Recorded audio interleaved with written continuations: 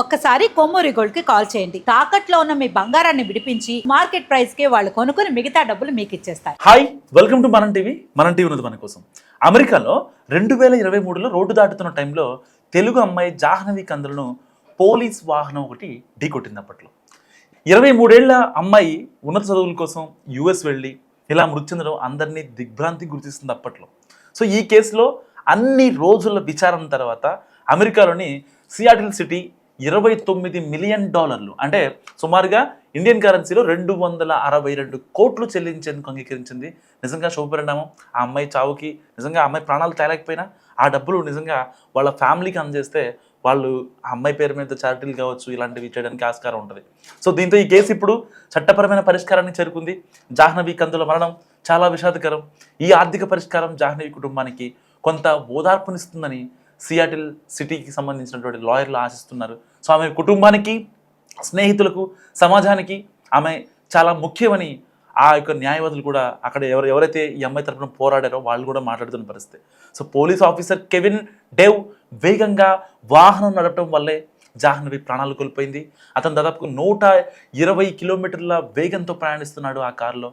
So కానీ ఆ ప్రాంతంలో ఆ యొక్క స్పీడ్ పరిమితి కేవలం 40 మీటర్లు మాత్రమే. సో ప్రమాదం జరిగిన తర్వాత ఆమె 138 అడుగుల దూరంలో పడి స్పాట్లోనే చనిపోయింది.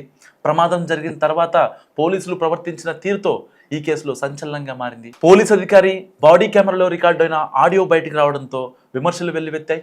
ఆ అధికారి నవ్వుతూ జాహ్నవి జీవితం విలువ పరిమితమని వెటకారంగా స్పందించాడు. దీనిపై ప్రపంచవ్యాప్తంగా అమెరికా పోలీసుల తీరుపై ఆగ్రహం ఇంకా నిరసనలు చోటు చేసుకున్నాయి. భారత్ కూడా దర్యాప్తు చేయాలని డిమాండ్ చేసింది.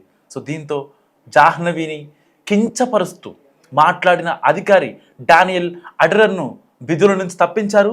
వాహనాన్ని నడుపుతున్న అధికారి కెవిన్ డేవ్ను కూడా పోలీస్ శాఖ తొలగించేసింది.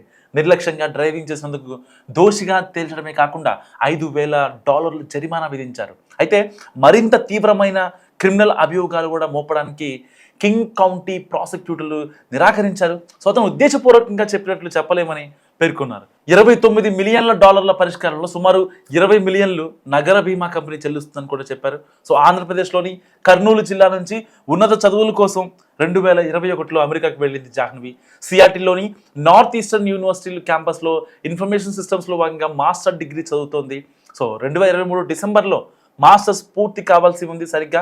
సో ఇంతలోనే 2023 జనవరి 23న జరిగిన దుర్ఘటనలో ప్రాణాలు కోల్పోయింది జాహ్నవి.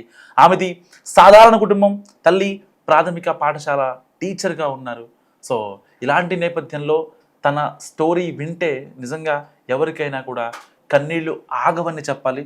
సో జాహ్నవి కందుల స్టోరీ గురించి మీరేమనుకుంటున్నారో మస్ట్ కామెంట్ చేయండి. చూస్తున్నాండి మనం టీవీ.